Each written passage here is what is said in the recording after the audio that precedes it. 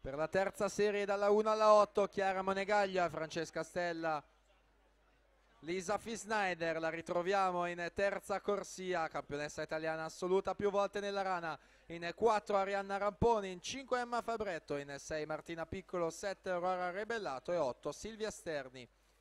Roberta Corazza 1.06 e 20 si aggiudica la quarta serie.